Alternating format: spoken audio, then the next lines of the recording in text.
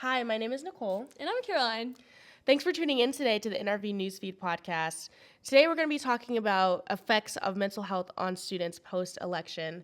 And we know it's been a particularly hard outcome given some of the promises from the Republican Party and the Republican administration. And we know it's going to affect minorities and women and female identifying people more so than any other group, I think, in America. So we specifically looked for a professor here at Virginia Tech, and we found Dr. Zare, who is the department head for Women and Gender Studies here at Virginia Tech, and she's spent 20 years in India, and she's very knowledgeable about female ideologies and political inequity, and she just had so much to say about the topic, and I learned so much from her. Me too. So yeah. We're going to go ahead and take it over to her.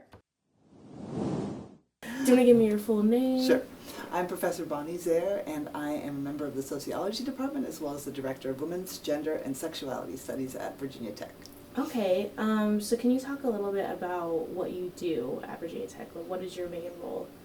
My main role is to teach students and open people's minds to various different issues that they may not have thought about yet, and I'm a big social justice advocate, so helping people combine scholarship, activism, and, of course, perfecting their written and oral communication. So kind of segueing into U.S. politics, why do you think that this election was so impactful for women? Well, first I want to say that I think the run-up to the election in general was a very emotional time for all people.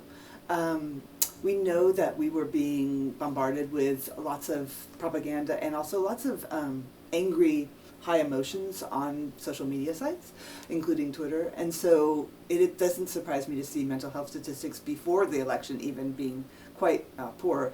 I think particularly for Gen Z because they're online more, but also for all the way up to boomers. And what I would say is that we know that 57% of women voters went for Harris and that 40% of men went for Trump, and that there's this growing gender ideology gap that you can see actually globally, not just here.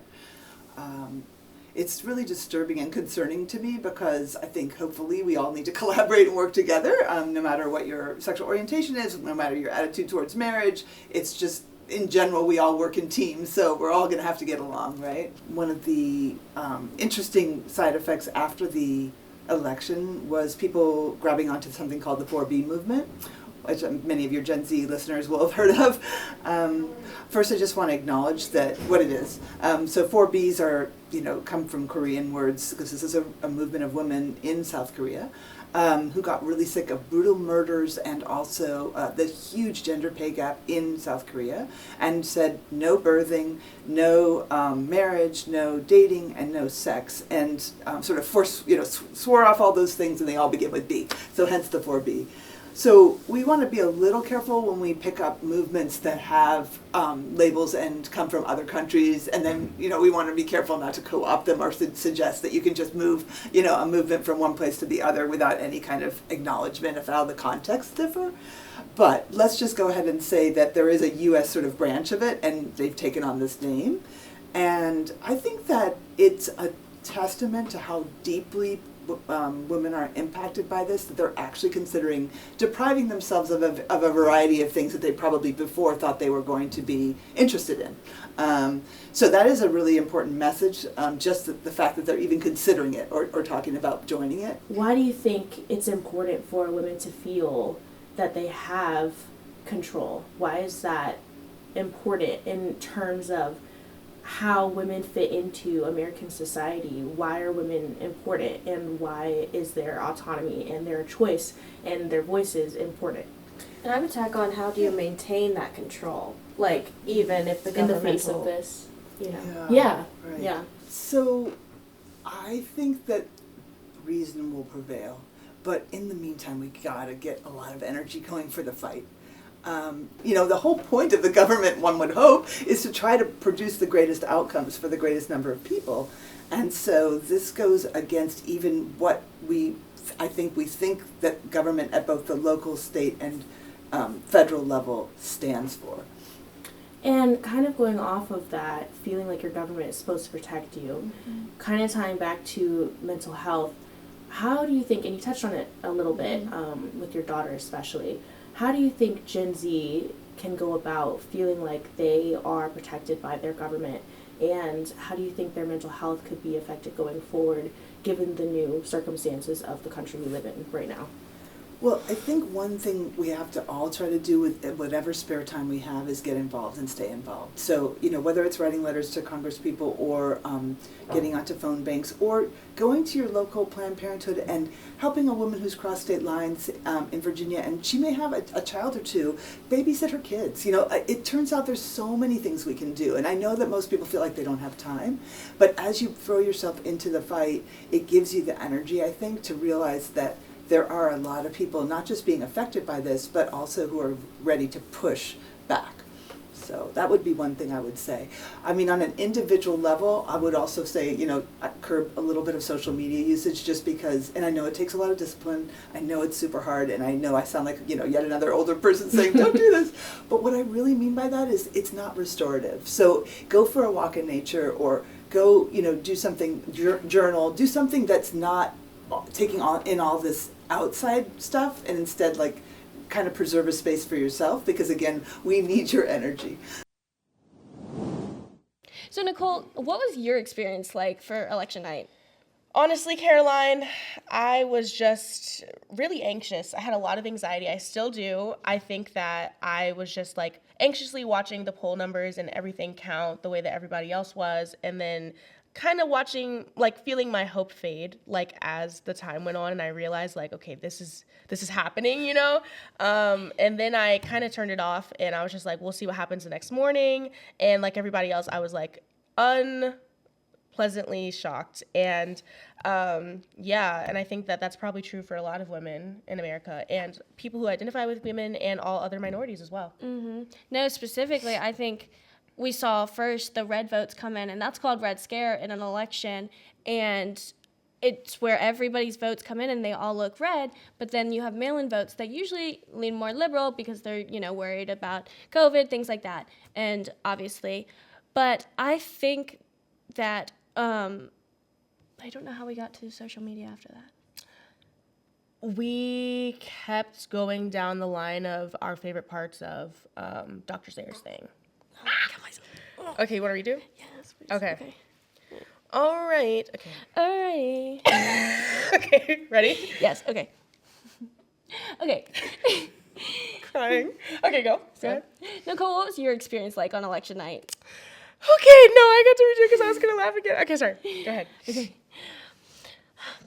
And Nicole, what was your experience like on election night? Honestly, Caroline, I was a little bit upset. I was really anxious. I think a lot, all of us were probably.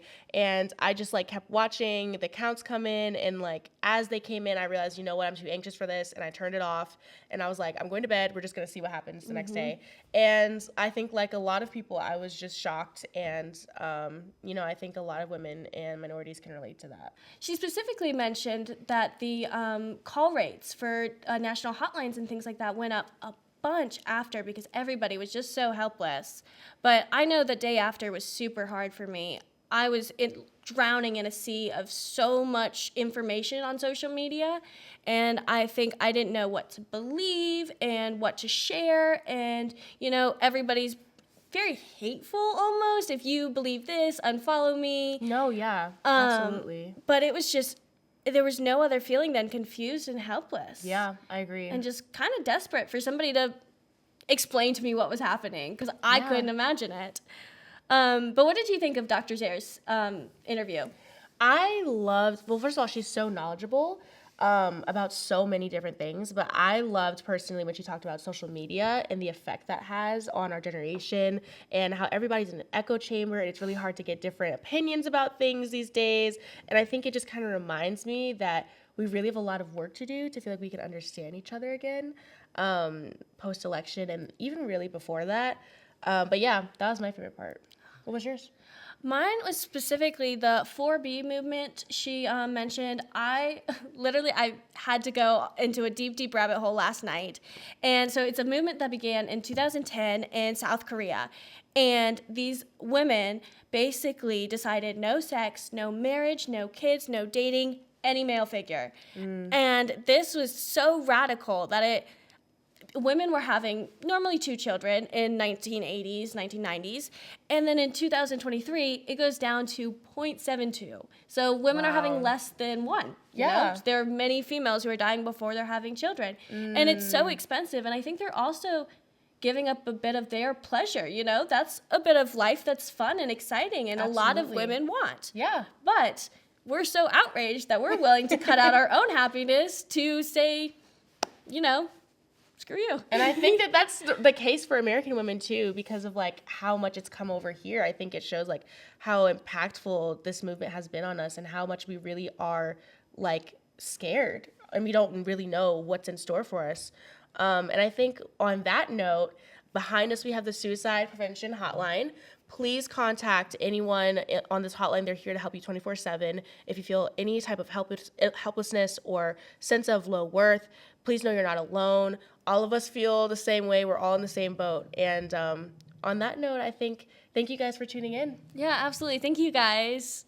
Thank you guys for tuning into the NRV Podcast. Cool.